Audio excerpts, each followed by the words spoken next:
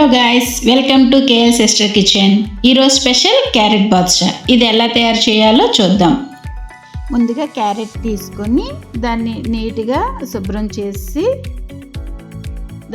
చేసుకొని దాన్ని చాలా చిన్నగా తురుముకోవాలి.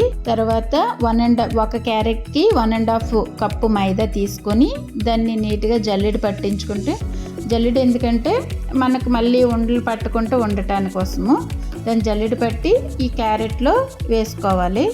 వేసుకున్న తర్వాత దానికి అందులో చిటికెడు సాల్టు, చిటికెడు వంట సోడా వేసి బాగా మిక్స్ చేసుకోవాలి.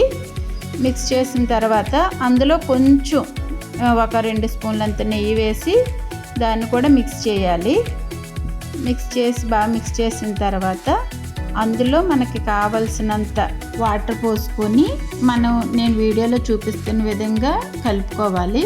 అలానే మరీ స్మూత్గా కాదు, గట్టిగా కాదు, మనకి కరెక్ట్గా మనకి బాదుషా చేయడానికంటే నేను వీడియోలో చూపించిన విధంగా కలుపుకుంటే సరిపోతుంది. దాన్ని కలుపుకున్న తర్వాత ఒక 20 మినిట్స్ పక్కన పెట్టాలి. తర్వాత వేరే ప్యాన్ తీసుకొని దాంట్లో మనం 1.5 కప్ మైదా తీసుకున్నాం కాబట్టి 1.5 కప్పు షుగర్ తీసుకొని 1 కప్పు వాటర్ వేసుకోవాలి. వేసుకొని దాన్ని షుగర్ కరిగే వరకు మనం దాన్ని కలుపుకోవాలి. తర్వాత అందులో చిటికెడు యాలకుల పొడి వేసి కలిపేసి స్టవ్ ఆఫ్ చేసిన తర్వాత కొంచెం నిమ్మరసం వేసుకోవాలి. అంటే పాకము మనకి షుగర్ రాకుండా అది చల్లారే వరకు పక్కన ఉంచేసుకొని, ఇప్పుడు 20 మినిట్స్ అయింది కాబట్టి మనము ఆల్రెడీ కలిపి ఉంచుకున్న పిండిని మనం తీసుకొని ఒకసారి బాగా కలుపుకొని, ఇప్పుడు దానికి కొంచెం నెయ్యి పక్కన పెట్టుకొని చిన్న చిన్న బౌల్స్లా చేసుకొని ఉంచుకోవాలి. మనం ఎంత సైజులో కావాలనుకుంటే ఆ సైజులో చేసి ఉంచుకోవాలి. ఇప్పుడు చిన్న చిన్న నెయ్యి చేతికి రాసుకొని అవి రౌండ్గా చేసుకొని మనం మధ్యలో హోల్లా పెట్టుకోవాలి.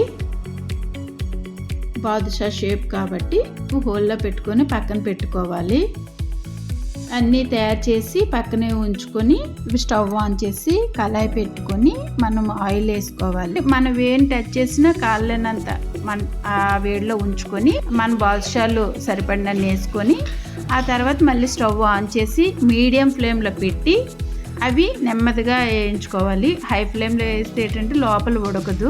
నెమ్మదిగా వేయించుకొని లోపల ఉడకదు, మళ్ళీ గట్టిగా అయిపోతాయి. అందువల్ల నెమ్మదిగా వేయించుకోవాలి. మీడియం ఫ్లేమ్లో పెట్టుకొని ఒకవైపు వేగిన తర్వాత రెండో వైపు తిప్పుకొని మళ్ళీ వేగే వరకు ఉంచి, తర్వాత మనం వేగిపోయి అంటే కలర్ చేంజ్ అవుద్ది. కలర్ చేంజ్ అయ్యేటప్పుడు తీసి అవి అన్నీ తీసి మనం ఆయిల్ అంతా వడకట్టేసిన తర్వాత ఆల్రెడీ మనము పాకం పక్కన పెట్టుకున్నాం కాబట్టి పాకంలో వేసి ఒకసారి ఇలా వాటిని తిరగేయాలి. అలాగే మిగతావి కూడా మనము డీప్ ఫ్రై చేసుకొని అవి కూడా వేగాక ఇందులో వేసుకోవాలి. పాకంలోని వేసుకున్న తర్వాత మనం ఇది కనీసం ఒక 2 అవర్స్ అయినా ఉంచేయాలి.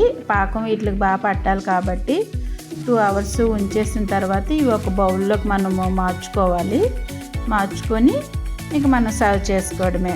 మన టేస్టీ అయిన బాదుషా రెడీ అయిపోయినట్లే. ప్లీజ్ లైక్, షేర్, సబ్స్క్రైబ్ చేసుకోండి.